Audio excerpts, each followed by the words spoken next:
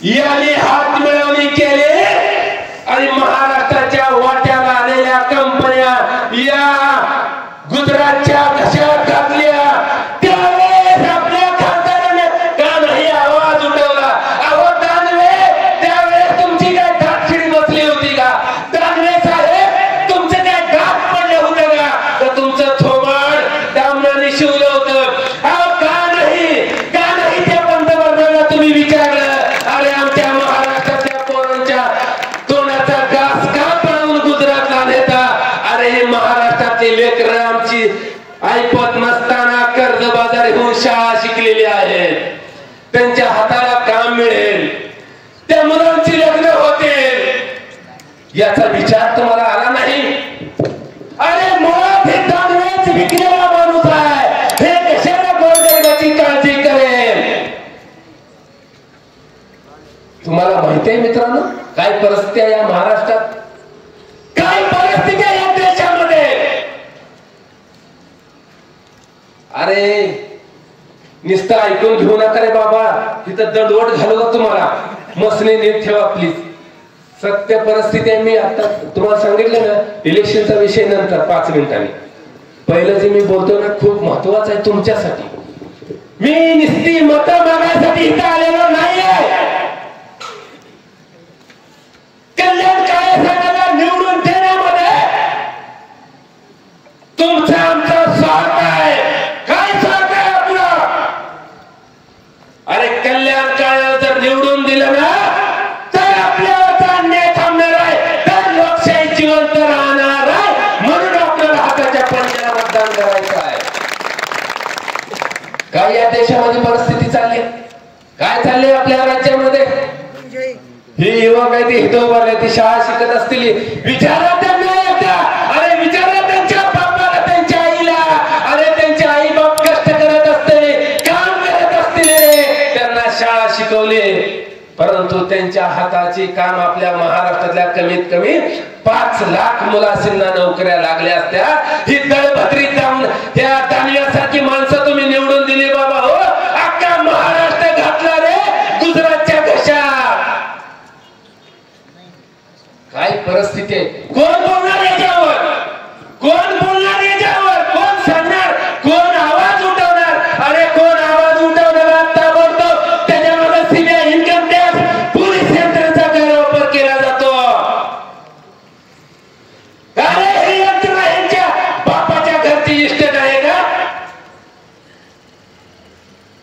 काय परिस्थिती आहे? किती वाईट परिस्थिती आहे।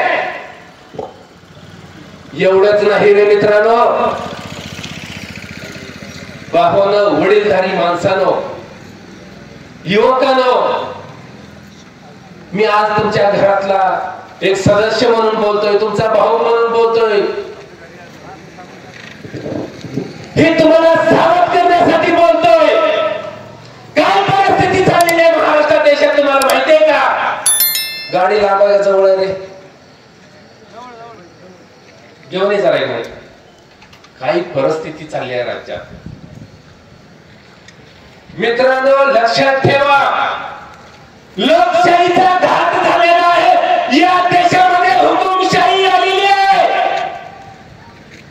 काय मते आपण टाकायची आणि या हरामखोरांनी 50-50 कोटी घ्यायचं आणि ह्या पक्षातून त्या पक्षात जायचं आणि आपण असंच बसायचं। काय परिस्थिती आहे? अरे उद्याच्या तुमच्या आमच्या बाबांना कष्ट करून जर चांगलं घर बांधलं, खास करून युवकांना सांगतोय लक्षात ठेवा दादा हो,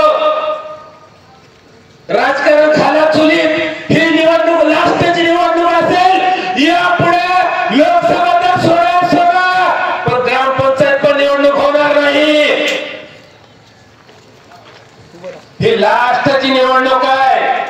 अरे या देशातल्या 22 हायकोर्टाने सांगितलं, ती निवडणूक आयोगाचा पदाधिकारी आहे, ही कर, ही हिडूशिटी कर, त्या नालायकांवरतीच्या निवडणूक अत्याचाराला धाव, हरामखोर ती इकली गेलेली आवडत आहे त्यांनाही धाव। हे काय माहिती आहे मित्रांनो, या देशातल्या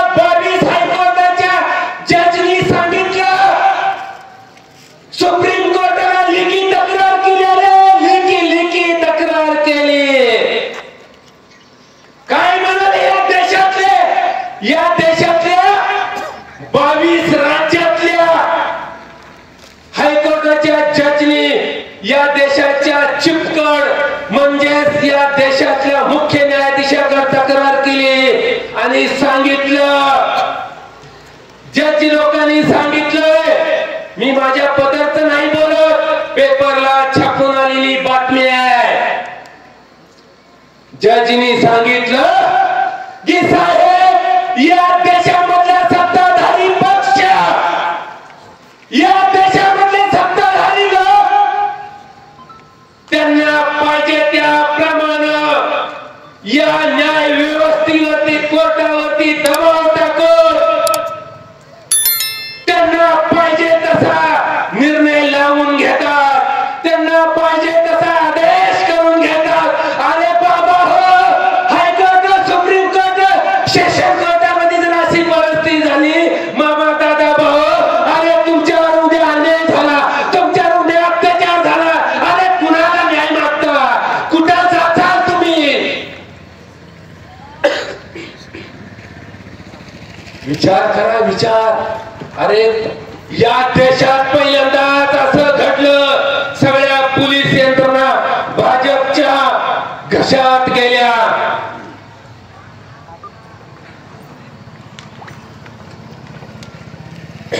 या देशात पहिल्यांदाच असं झालं, शाळा खाजगी झाल्या. या राज्यात पहिल्यांदाच असं झालं रे, पोलीस यंत्रणा देखील खाजगी करण्याचं कामकाज चालू झालंय. अरे मित्र हो, राजा हो, काय होईल उद्या माहिती आहे का?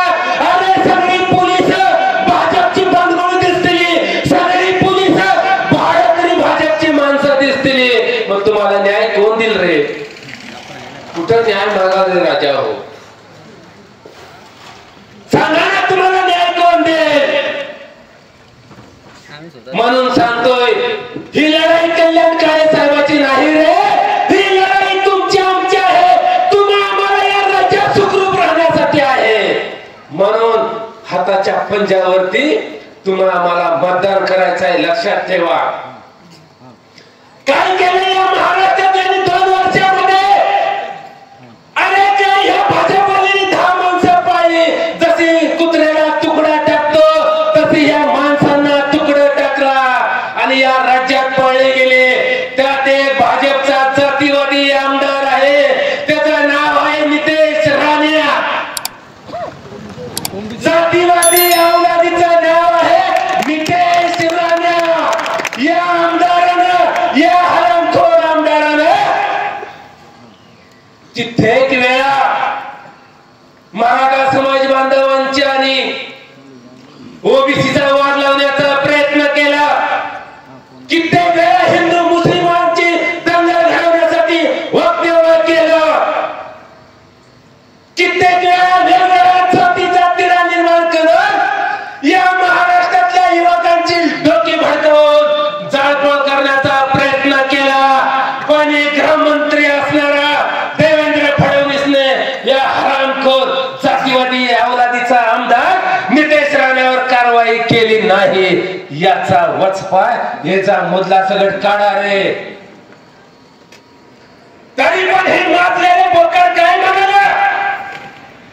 अरे ही म्हणाले, पोलिस मजाक करून करून काय वाकडं करते. नीट ऐका, काय परिस्थिती आहे, काय हाल चाललंय, कुठे नेऊन ठेवलं आपलं महाराष्ट्र. हे नितेश राणे म्हणाला, अरे करून करून पोलिस काय करतील, माझं व्हिडिओ शूटिंग काढतील, व्हिडिओ काढतील आणि त्यांच्या बायकाला नेऊन धावतील. नालायक, नीच, चप्प्या तोंडाचा, चिमणी सारख्या डोळ्याचा नितेश राणे एवढी मस्ती आली तरी देखील देवेंद्र फडणवीसांनी आणि पोलीस यंत्रणेने त्याच्यावर कारवाई केली नाही. मित्रांनो, उलट गृह खातं त्याला खात पाणी घालतंय रे. अरे करायचं नाही मतदान हाताला. तुम्ही गरम झाला का गार झाला मला कळेच ना. अरे 4 मिनिटं झाले हो म्हणून काय होय. अरे ते अजित पवारांना 70,000 कोटीचा घोटाळा केला, लगा त्याला लाज लज्जा होते का? म्हातारपणाचा शरद पवारला धोका दिला.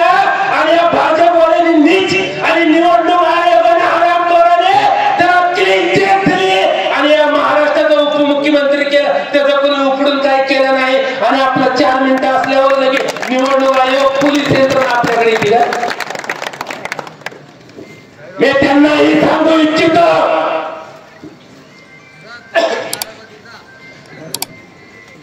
सीबीआय, इन्कम टॅक्स, ईडी आणि पीडी आणि काय काय अजून रे कुठल्या यंत्रणा, पोलीस यंत्रणा असेल, तुम्हाला वाटत असेल मिंद्याने सिंधेकर या राज्याच्या मंत्रिमंडळामध्ये आहे, याद राखा. आज जर सत्ता तुमच्याकडे असेल, येणारी सत्ता ही उद्धव ठाकरेंकडे असेल, येणारी सत्ता ही राहुल गांधीकडे असेल, येणारी सत्ता ही अजित पवारांकडे असेल, येणारी सत्ता ही येणारी सत्ता ही शरद पवार साहेबांकडे असेल, आणि येणारी सत्ता या जिल्ह्याची कल्याण कार्याकडे असेल. त्यावेळेस या माजलेल्या यंत्रणेचा देखील याचा मोठा सगळा हिशोब केल्याशिवाय मी राहणार नाही. या ठिकाणी आकाश पाडवे माझा खास आणि दिलदार उजवा आणि डावा हात आहे, यांनी एवढी चांगली त्याच्यावरची सगळी टीम या लोकांनी सभा विजिट केली. या ठिकाणी जाता जाता आठवड बाराबद्दल बहुजनाच्या सगळ्या लोकांना, मुसलमान बांधवांना, कुठं चाललंय त्या पडायला तो तुला वाट बघायला आले आपलं, आणि खास करून कुळी समाज बांधवांना माझी विनंती आहे, राजा हो, निवडणुका झाल्यानंतर आंदोलन करू नका, रस्त्यावर जाऊ नका, मार खाऊ नका, मारू नका, गुन्हे दाखल करून जेलमध्ये जाऊ नका रे.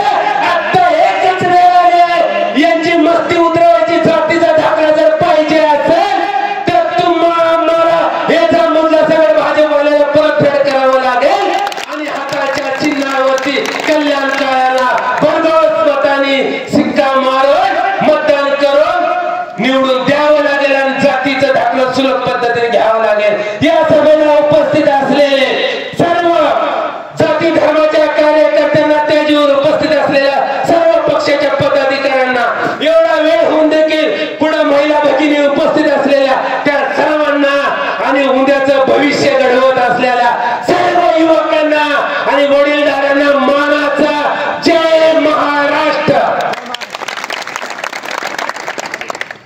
लय मोठी चिठ्ठी दिली, आता मी गाडीत बसून वाचतो आणि नंतर फोनवर